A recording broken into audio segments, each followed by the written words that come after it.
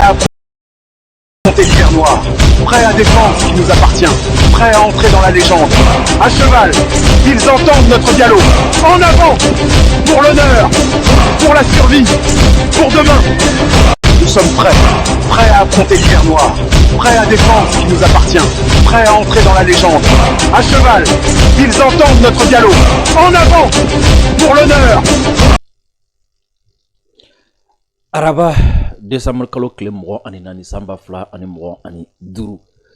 bi Bircom Plateau kan ni ala sɔnna ma an bɛna an da don sujet belebeleba fila la nka a fila bɛɛ lajɛlen bɛ tali kɛ ɲɔgɔn na. A sujet belebeleba fɔlɔ o ye jumɛn o ye fɛn min ye Mali jamana ɲɛmɔgɔ ni o ye Général Assimi Goïta ye a ka sigi dɔ senfɛ ani ORTM journaliste a kɛra AES jamana ɲɛmɔgɔ ka ɲɔgɔn kunbɛn o siɲɛ filanan o ɲɛkɔrɔla la a ye interview dɔ di interview min kɔnɔna la fɛn min Assimi Goïta a ye révélation dɔ kɛ révélation a panna mɔgɔ caman kunna ka sababuya kɛ sommet taa ni ka segin i bɛ nana i bɛ mana Cani nana Assimi nana discours kɛra sababuya ye ani sommet taa ni ka segin kɛra sababuya ye Assimi Goïta ni révélation min kɛ a panna mɔgɔ caman kunna a ye révélation in AES ni CEDEAO cɛla don et surtout jamana ɲɛmɔgɔ dɔ bɛ yen nɔ o y'a wele a y'a wele ka mun fɔ a kɛlen k'a wele mun kuma tɛmɛna o ni ɲɔgɔn cɛ président Assimi Goïta a y'a damaga o la ni ala sɔnna ma an nana n'a yɔrɔnin bi walasa pan ka na kɛ a kunna sabula an kun ɲini ka pan a kunna nka an nana n'a ye bi k'aw hakili lajigi a la a bɛna kɛ révélation ye dɔw ma a bɛna kɛ confirmation ye dɔw ma o tɛmɛlen kɔfɛ ka bɔ yen AES jamana ɲɛmɔgɔ ka ɲɔgɔn kunbɛn filanan min ni a daminɛna kalo tile 22 k'a kuncɛ kalo tile 23 a daminɛna tile 22 k'a kuncɛ 23 ni o ye kunu ye o ɲɔgɔn ye kɔnɔna la bɛnkan min sɔrɔla a kɔnɔna la o bɛnkan o y'a kɛ bataki ye ka kɛ communiqué ye ni ala sɔnna ma o kɔnɔ ko an bɛna o walawala aw ye ka fara o fana kan segin kɔnɔna la u ye motion de remerciement fila kɛra ni o ye wale ɲuman dɔn ye wale ɲuman dɔn foli fila kɛra o fana kɛra ka ɲɛsin kun jumɛn ni kun jumɛn ma an bɛna an da don fɛnɛ la ko walawala aw ye o la k'a ɲini aw fɛ aw minnu bɛ nin waati na k'an lajɛ an ka page Facebook kan a ye continuer k'aw abonné aw abonnelen kɔfɛ an ka page Facebook la ni aw bɛ ka video in lajɛ a y'a partager kosɛbɛ a y'a partager kosɛbɛ a ka j'aime caman kɛ aw minnu bɛ nin waati na ko a bɛ k'an lajɛ an ka chaîne YouTube ka Dirisa Mementa an b'a ɲini aw fɛ video a ka aimer ka partager et surtout a k'aw abonné an ka chaîne YouTube la sabula k'a daminɛ bila sa yɛlɛma bɛna don an ka baara kɛcogo la an bɛ video minnu kɛ ni aw bɛ fɛ k'a dafalen fo a ka taga an ka chaîne YouTube kan aw tɛna video ninnu dafalen sɔrɔ an ka page Facebook kan tuguni a bɛna video tigɛlen de sɔrɔ an ka page Facebook kan ni aw mago bɛ video dafalen na ka a direct bɛɛ lajɛlen lajɛ fo aw ka taa abonné an ka chaîne YouTube la Dirisa Mementa aw abonnelen kɔfɛ k'a ka cloche de notification activer o la a bɛ video ninnu dafalen sɔrɔ ka o bɛɛ lajɛlen lajɛ Mali kɔnɔ Mali kɔkan k'aw bɛɛ fo nin waati na fɛn min ye Niger jamanakuntigi ni o ye Général Tchani ale kɔni ale ɲuman sera Niger fɛn min ye capitaine Ibrahim Traoré ni o ye AES a confédération ɲɛmɔgɔ ye nin waati na ale fana ɲuman sera a ka so o la délégation fɛn fɛn nana k'a bɛɛ lajɛlen fo mɔgɔ mɔgɔ wulikajɔ kɛ a kɔnɔna na k'a bɛɛ lajɛlen fo AES ka sommet kɔni kɛra sababu ka mɔgɔw la ɲɛna kan kɔ sinon kan tɔ ouverture ti deli ka kɛ ta dɛ et puis surtout i b'a dɔn kan ouverture in jara a jara ka tɛmɛ voisin ta kan nka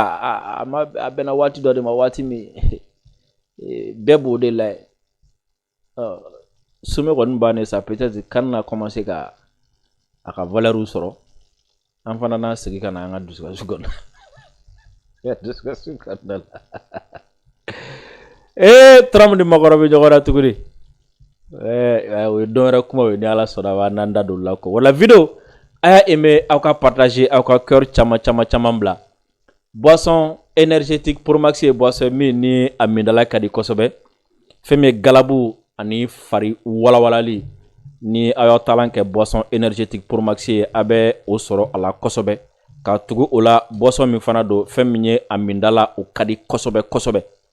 Sheriff Tiami Haidara ala ye a sɔn dɔnni na dɔnni min ni a bɛ bana caman furakɛ o la ni banaw kɛlen don ka aw degun ou bien a dɔ yɛrɛ la aw mangɛnɛ aw t'a dɔn bana kelen min bɛ aw la a ye Sheriff Tiami Haidara a y'a sɛgɛrɛ sabula an y'o fɔ fura tɛ foyi ni dɔnni tɛ wa a dɔnni caman bɛ an fɛ yan Sheriff Tiami Haidara a dɔnni bɛ ale la a ka téléphone numéro ye 75 64 10 10 n'a y'o kɔngɔ ani Sheriff Tiami Haidara aw bɛ ɲɔgɔn sɔrɔ a kɛra ko senkuruba dimi de bɛ aw la ou bien dimi wɛrɛ bɛ aw la a kɛra ko furudimi de bɛ aw la a kɛra ko bana wɛrɛ bɛ aw la fo ka taga fara impuissance ni kunkololabanaw kan a ye nin numéro in wele 75 64 10 10 n'a y'o kɔngɔ aw bɛ ɲɔgɔn sɔrɔ nin waati na an bɛ segin na studio kɔnɔ n'an nana studio kɔnɔ an b'an tilen fo Kuluba n'an sera Kuluba an bɛ le silencieux an b'ale sɔrɔ yen l'imperturbable min ni a ka kuma man ca kosɛbɛ nka hakili sigilen don a bɛ ko kɛ i b'a sɔrɔ fɛn fɛn ye muɲu fɛn fɛn kan ka kɛ sabali fɛn fɛn kan ka kɛ ɲɛɲini fɛn fɛn kan ka kɛ a tilala o bɛɛ la fɔlɔ o la n'a ye décision fɛn fɛn ta o kɔfɛ n'i ka kɛgun i kɛ o décision exécuteli kan kan'a fɔ k'i bɛ a bɔ o kan bilen o de ye Asimi ye dɛ han i bɛ se k'a fɔ a ka suma i bɛ se k'a fɔ a bɛ mɛn a kunna nka mɔgɔ min don a tɛ pressé mɔgɔ min don a tɛ pressé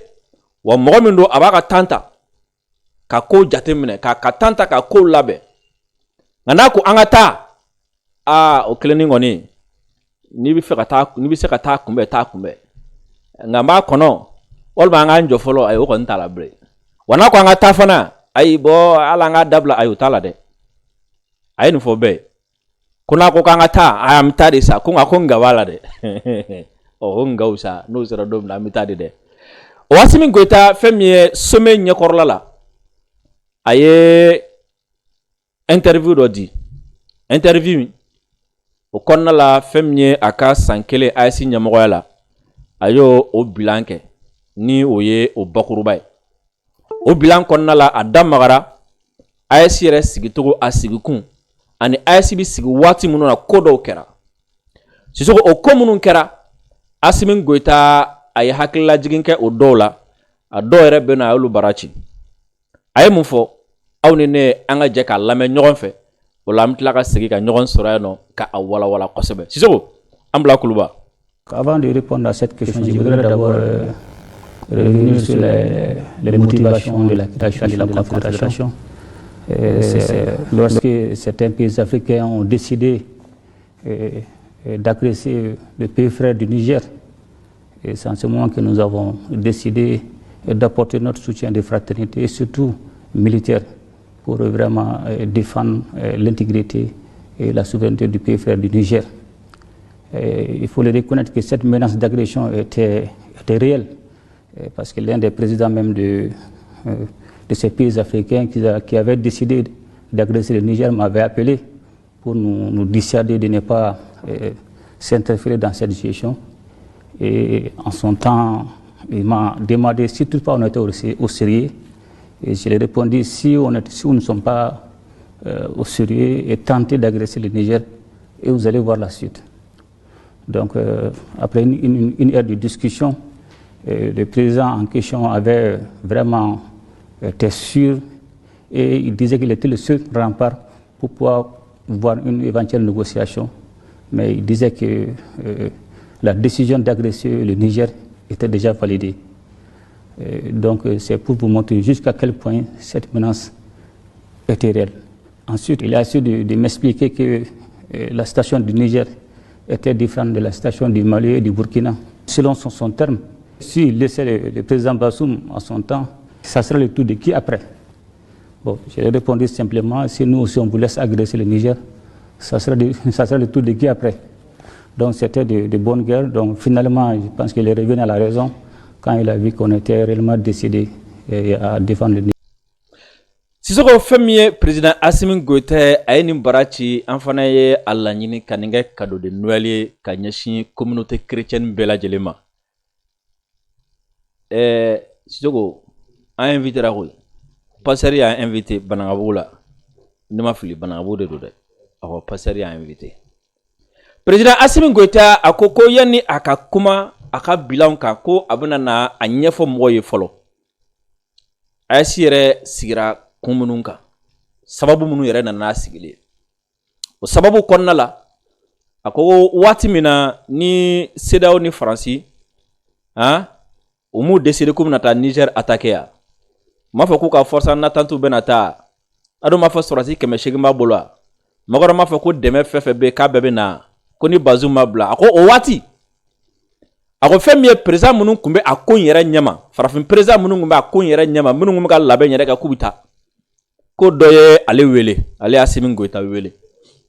ko o y'ale ɲininka ne ko ɛ kuma aw b'aw sɛbɛn de la ko ni mɔgɔ min sera Niger ma aw b'o tigi kɛlɛ ya sisan o y'a sɔrɔ waati min na ni CEDEAO ko k'a bɛna taa Niger attaquer Mali ni Burkina kɛlen k'a ye ko ni G in tɛ Niger ko ye ni ye Libi wɛrɛ de créé tɔla ye anw da la ni ye terroriste bilatɔla de ye sa ka juru foni ka b'u la ka taa bɛɛ faga siɲɛ kelen ni Afrique de l'Ouest ko de bantɔla ye siɲɛ kelen Mali ni Burkina jɛra ka fara ɲɔgɔn kan ka communiqué kɛ ko désormais ni mɔgɔ mɔgɔ binna Niger kan a bila i kunna k'i sera Mali ni Burkina ma wa ni sera Niger ma an b'i kɛlɛ marifa min b'an bolo mɔgɔ min b'an b'a bɛɛ bila i kɛlɛli la donc c'est comme si ni Niger sera ɲɔgɔn ma dɔrɔn a bila i kunna k'a fɔ k'i bɛ taa anw jɔlen sɔrɔ yen Mali ni Burkina kɛlen ka jɛ ka o communiqué kɛ ko nin jamana ɲɛmɔgɔ in farafin jamana ɲɛmɔgɔ in min n'a tun bɛ ko yɛrɛ ɲɛma ko a y'ale Assimi Goïta wele kuma aw ye nin communiqué min kɛ aw b'aw sɛbɛn de la k'a bɛna sen dɔ kɛlɛ in na aw b'aw sɛbɛn de la ni min sera Niger ma aw bɛ sɔn k'o tigi kɛlɛ ya aw b'aw sɛbɛn de la ayiwa k'ale ko ma a ka nɔgɔ an b'an sɛbɛn la ou bien n'an t'an sɛbɛn la a y'a kɔrɔbɔ kɛ n'aw bɛ fɛ k'a dɔn an b'an sɛbɛn la ou bien n'an t'an sɛbɛn la aw ka na n'aw nana aw bɛna dɔn an b'an sɛbɛn la ou bien an t'an sɛbɛn la marifa fɛn fɛn b'an bolo mɔgɔ fɛn fɛn b'an bolo a ye na an b'a n'a b'a fɛ k'a dɔn n'an b'an sɛbɛn la ou bien n'an t'an sɛbɛn la a y'a kɔrɔbɔ a ye se Niger man ka ye ko président kɔni heure kelen u bɛ kuma na o heure kelen kɔnɔna na k'a y'a essayer ka ale la convaincre togo sugu bɛɛ lajɛlen na a ko a ma fana ko bon Mali ni Burkina aw y'a sen bɔ nin ko in na nin t'aw ka ko ye ani aw tɛ a t'aw ɲɛ sira la a y'a to ani Niger ni ɲɔgɔn cɛ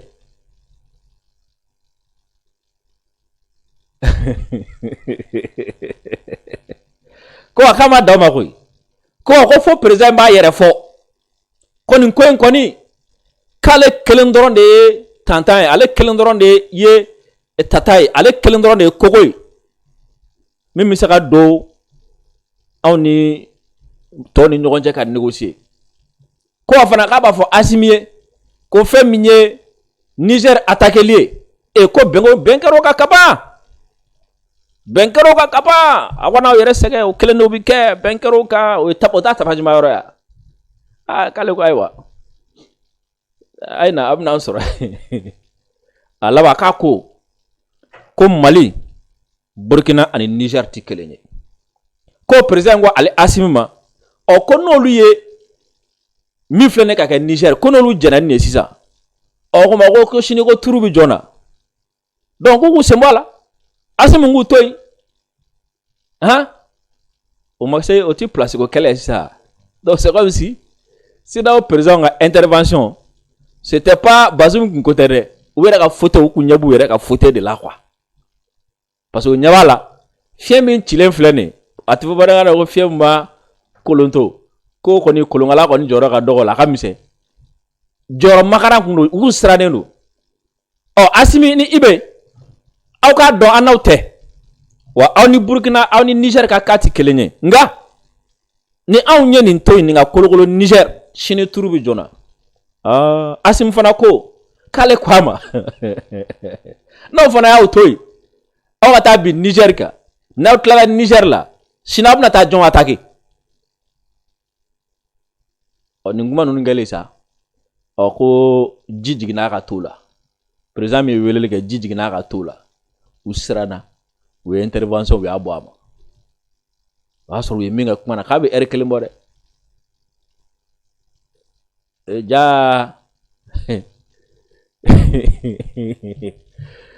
sisan interview kelen ko la Assimi a fɔ ko ko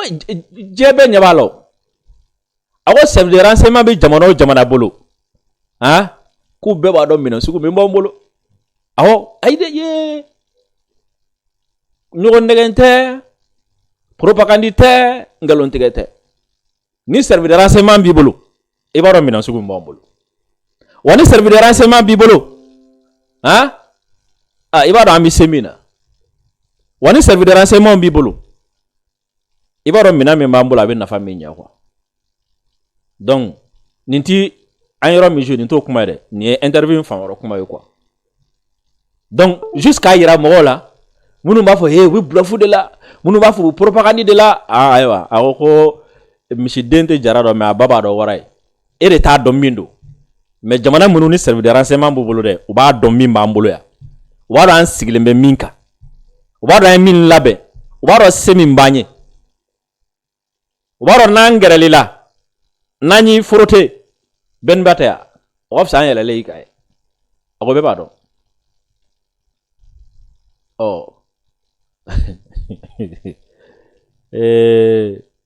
ja an ɲɛ bɛ caman na u boli la ko Israëlens ka na n'u ka avion de surveillance ye Américains ka na n'u ka avion de surveillance ye Français ka na n'u ka avion de surveillance ye aw fɛ ka de espionner ya i b'a dɔn min don i b'a dɔn wa i m'a ye Américains ma taa ni ka segu kɛ yan ko f'an ka jɛ ka terrorisme kɛlɛ ɲɔgɔn fɛ jagoya la danaya bɛ force ya u m'u ka visa tigɛ ay ma Alassane boli ay nana avion donc o kɔrɔ ko moyen de surveillance t'ale bolo a b'an bolo mɔgɔ tɛ se mɔgɔ ta ma b'an bolo yan donc aw fɛ ka n'an espionner sisan quoi sisan ni mun ye yɔrɔ min ni a kun pana mɔgɔw kunna ni an y'a kanu ka segin a kan k'a da aw tulo kan aw k'a dɔn k'a fɔ ko président ko a ye min fɔ fɛn min ye AES sigi a ɲɛkɔrɔla la n'o tɛmɛna ka bɔ yen an bɛ taga AES ka sommet min ni a kun cɛra kunu décembre kalo tile 23 ka bɛn tarata ma o sommet in kɔnɔna la bɛnkan minnu bɔra la an bɛna olu walawala aw ye sabula aw de ka sommet don ni min bɔra la aw kan ka dɔn ko bɛn kɛra mun kan min bɛna kɛ yala an ka se communiqué final ma motion de soutien kɛra wa motion de remerciement fana kɛra motion de soutien o ye jumɛn u bɛɛ lajɛlen jɛra ka u ka dɛmɛ ɲɔgɔnya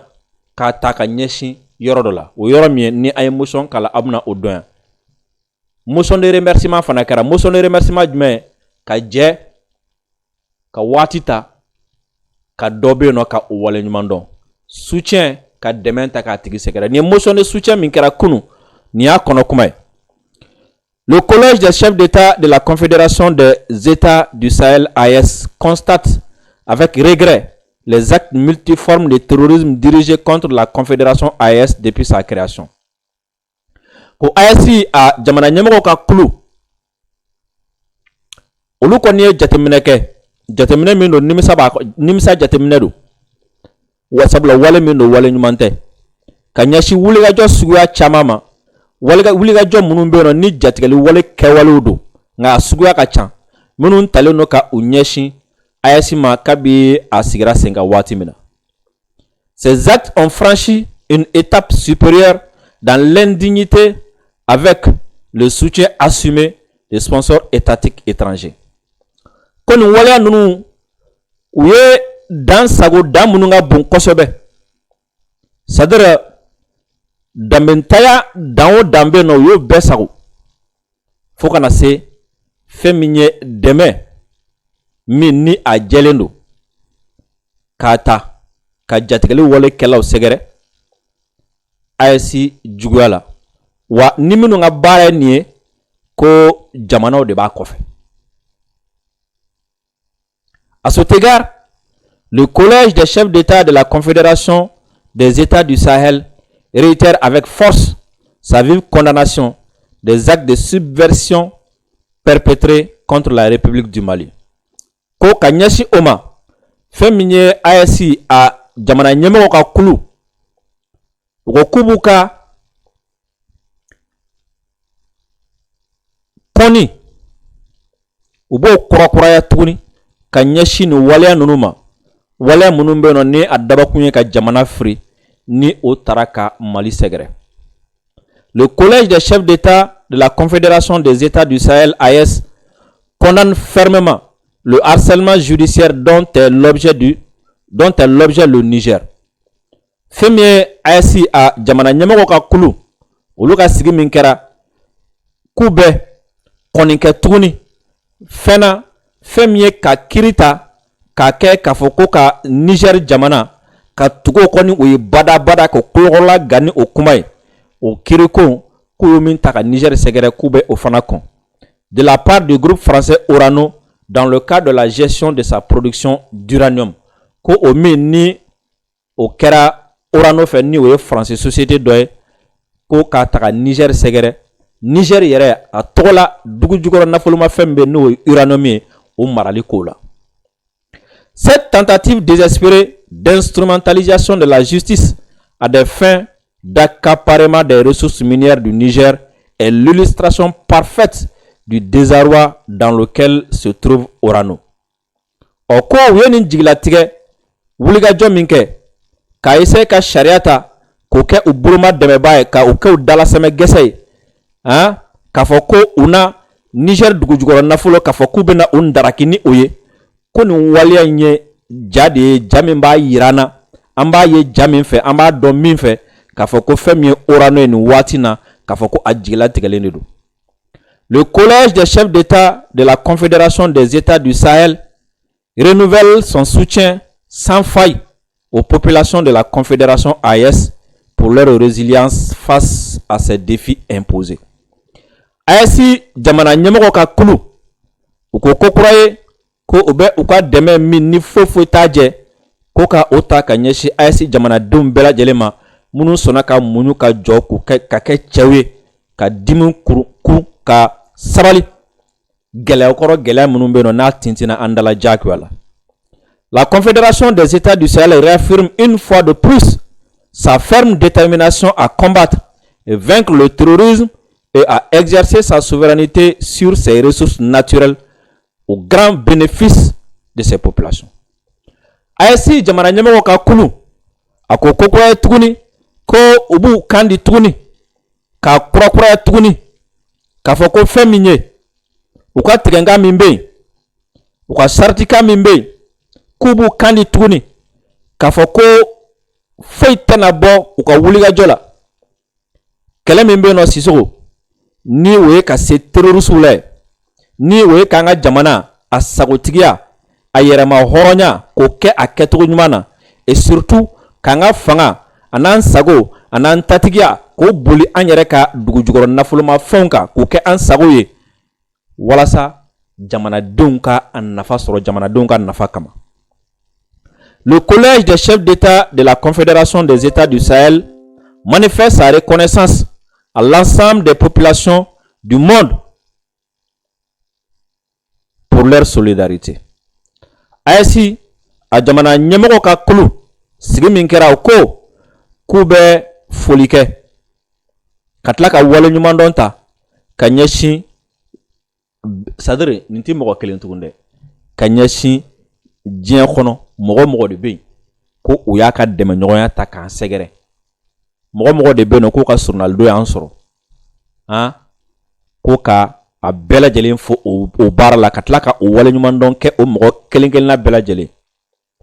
Félicite les peuples de l'AES pour leur résilience dans l'adversité et les encourage à renforcer leurs engagements, leur mobilisation et la cohésion pour faire face à toute situation menaçant la souveraineté des États de la Confédération AES. Kube fana AES jamana den bɛɛ lajɛlen fo ka jamana den kulu bɛɛ lajɛlen fo u ka muɲu ani sabali la juguya kɔrɔ ka tila ka a f'u ye fana tuguni ka a ɲini u fɛ halisa k'u ka dɔ fara wulikajɔ kan u ka dɔ fara cɛsiri kan u ka dɔ fara kɛnbɛn ani kanbɛn kan u yɛrɛ dama ni ɲɔgɔn cɛ walasa lahala mana na ko bɛna an ka dankari an ka yɛrɛma hɔrɔnya la an ka se ka wuli k'an jɔ ka o lahala in o kɛwale ka olu kunbɛn. Bamako le 23 décembre 2025 ni motion de soutien min ni a kɛra kunu AES a ɲɛmɔgɔ ka kulu ka sigi senfɛ. Motion de remerciement.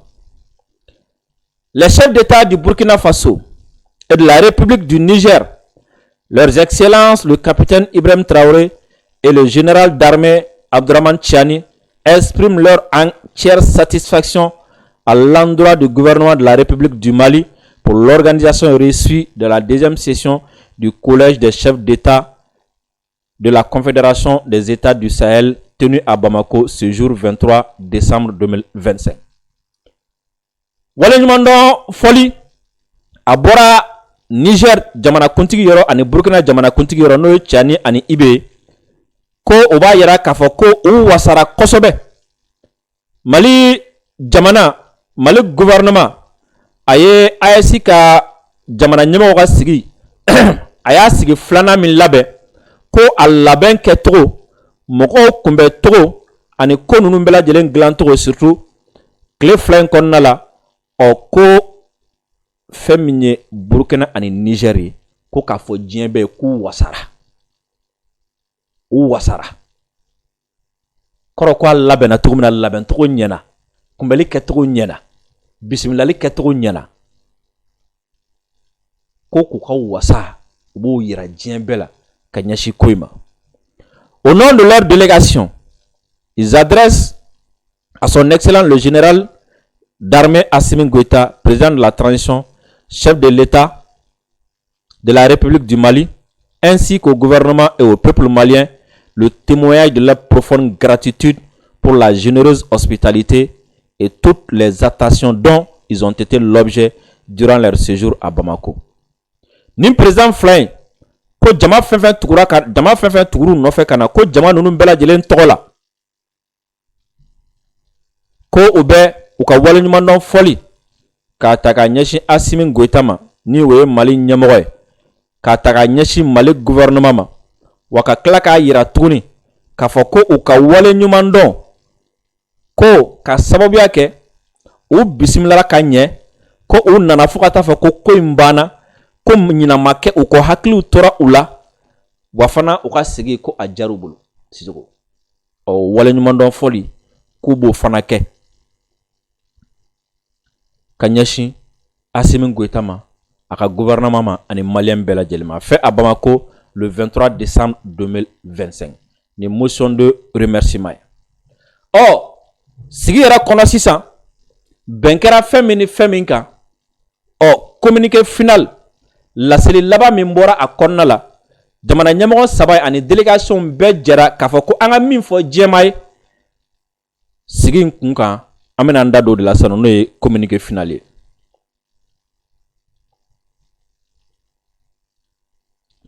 An tɛna a bɛɛ kalan sa parce que yɔrɔ dɔ bɛ yen nɔ olu ye formalité an bɛ pan olu kunna. Le collège des chefs d'État a passé en revue la situation politique, économique et sécuritaire dans l'espace confédéral et a examiné l'état d'exécution des décisions et des orientations du collège. Ko jamana kuntugu ka ni sigi minni akera u ka ɲɔgɔn minni akera ku ye fɛsɛfɛsɛli kɛ ka hakili jagabɔ kɛ ka jateminɛ kɛ AEC a politiki lahala kan a sɔrɔ lahala kan ani a lakana lahala kan ko fana kɔfɛ ko fɛn min ye décision minnu tara ani kunkilenna fan minnu tara o kunkilenna fan ninnu k'u ye olu fana fɛsɛfɛsɛ ka olu fana lajɛ. Le collège des chefs d'État a pris note avec satisfaction du relevé des conclusions de la première session du Conseil des ministres tenue les 20-21 décembre 2025 à Bamako et dont la cérémonie d'ouverture a été présidée par son Excellence le général d'armée Assimi Goïta. Le collège des chefs d'État a également examiné le rapport général sur la mise en œuvre de la feuille de route de l'A1 de la Confédération des États du Sahel ainsi que le rapport synthétique sur le processus de négociation entre la Confédération des États du Sahel et la Communauté économique des États de l'Afrique de l'Ouest. Au fait, AEC a jamana nyemo ka ni nyogon kumben flana o kuye bara wara me fanake a dofle ko rapport min kera AEC kunklena famin ta salon o u y'a fɔ ko an ka nin kɛ o ko sigi kɛra ka sɛbɛnni min kɛ o kan ka jate minɛ mun ni mun kɛra mun ni mun ma kɛ a tɔ ye jumɛn mun ɲɛna ani o n'a tɔgɔ bɛɛ lajɛlen ko o sɛbɛnba min kɛra k'u ye o fana fɛsɛfɛsɛ ka o lajɛ ko o kɔfɛ ko ani ɲɛfɔli min fana kɛra kɛrɛnkɛrɛnnenya la AES ani CEDEAO ni ɲɔgɔn cɛ négociation min bɛ sen na u y'o fana ko k'u fɛsɛfɛsɛ. À l'issue de ces délibérations, le collège des chefs d'État a approuvé les recommandations contenues dans les 10 rapports. Or, o la fɛsɛfɛsɛliw kɔfɛ ko bɛnkɛra minnu kan sa ko fɛn min ye jamana ɲɛmɔgɔw ye ko recommandation minnu kɛra laɲini minnu kɛra nin rapport ninnu kɔnɔna la ko o laɲini ninnu comment dire la jamana ɲɛmɔgɔ ninnu jɛna ni laɲini ninnu ye. Sur le processus d'opérationnalisation de la confédération ko fɛn min ye AES a bilali sen kan k'a ko lawaleya k'a ko bɛɛ lajɛlen dafa o sira kan, le collège des chefs d'État a salué le leadership de son excellence le général d'armée Assimi Goïta, président de la transition, chef de l'État de la République du Mali, président de la Confédération des États du Sahel, dans la mise en œuvre diligente des conclusions de la première session tenue le 6 juillet 2024 à Niamey, en République du Niger, et de la feuille de route de l'A1.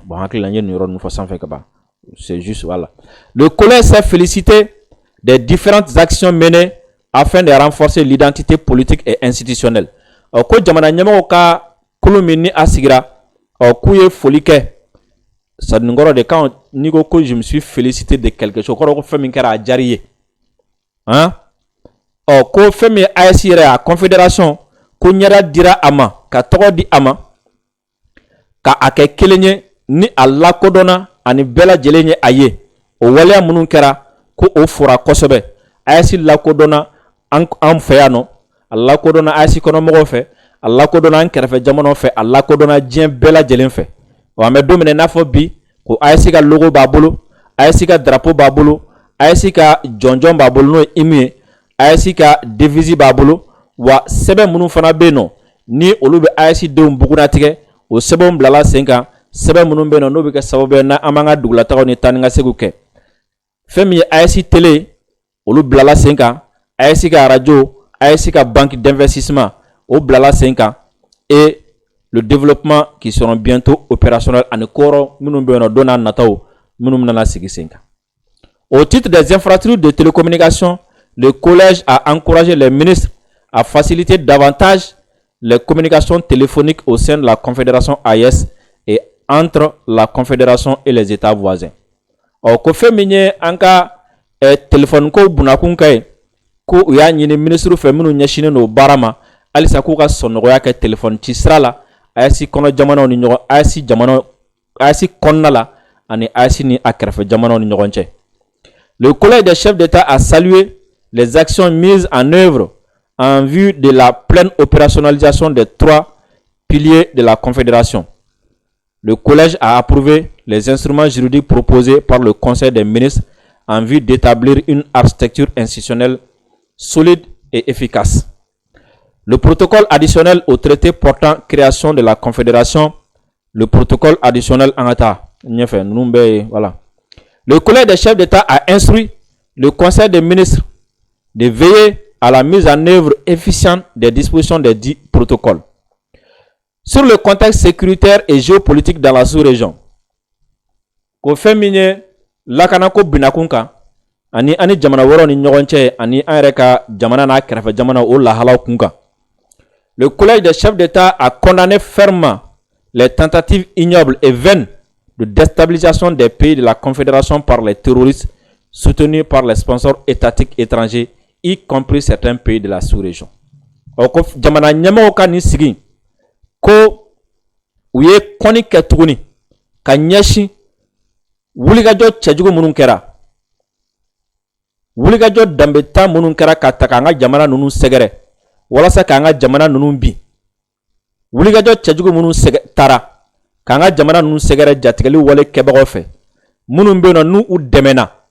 jamanaba dɔw fɛ minnu ye dunan jamanaw ye ani an kɛrɛfɛ jamana yɛrɛ dɔw fɛ o wulikajɔ fɛn fɛn tara kan ka jamana sɛgɛrɛ k'u bɛ olu kɔn jatigɛ wale sira kan. Le collège s'est réjoui de l'unité, de la solidarité et de la fraternité constante entre les trois États, matérialisée par leur soutien spontané et systématique lors des crises rencontrées par un État membre de la Confédération AES. Ces relations spéciales se sont, en outre, traduites par les appuis multiformes de part et d'autre, ainsi que les prises de position confédérales en soutien à un État membre confronté à des actes inamicaux voire d'agression. Oko femie jamana nyamago nuye ukani sigi ko u wasara ni anga kelinyai ni o aisika kelinyai anga nyogon deme ani anga balmaya mi bada jamana nunu ni ɲɔgɔn cɛ o min ni a bilala sen kan ni a yirala ni dɛmɛ min ni o ye yɔrɔnin kelen dɛmɛ ani yɔrɔnin kelen wulikajɔ c'est-à-dire soutien spontané c'est-à-dire ko ye dɔ sɔrɔ dɔrɔn tɔw bɛɛ lajɛlen wulila o yɔrɔnin kelen ka u ka dɛmɛ ta ka o sɛgɛrɛ. Le collège a retiré sa ferme détermination à éradiquer le terrorisme sous toutes ses formes dans l'espace confédéral. Jamana ɲɛmɔgɔ ninnu k'u y'u kan di ka tila k'a fɔ tuguni k'u ka kalenkan di Sisoko ko u bɛna wulikajɔ bɛɛ lajɛlen de kɛ ko fo ka jatigɛli wale kɛli a mana ɲɛda o ɲɛda ta k'a silatunu ka bɔ an ka jamana kɔnɔ ko u bɛn'o baara kɔni u se ye fɛn o fɛn y'a la Sisoko u b'o kɛ. Le collège a également condamné le terrorisme économique et médiatique, les campagnes de désinformation et d'instrumentalisation de la justice internationale dirigées contre les États de la Confédération des États du Sahel. O ku kilala ka kɔnikɛ tuguni jatigɛli wale kɛlɛ min bɛ yen nɔ ni a bɛ tɛmɛ fɛn min ye an ka sɔrɔ kumaniya ye ka an kɛlɛ sɔrɔ sira fɛ ani ka an kɛlɛ kunnafoni sira fana fɛ k'u ye olu fana kɔn an kila ɲɛni tɔ fana ɲɛfɔ sanfɛla la. À cet égard, le collège a instruit les ministres de prendre les dispositions nécessaires en vue de contrer ces campagnes négatives, notamment à travers la diffusion irrégulière d'informations fiables et officielles.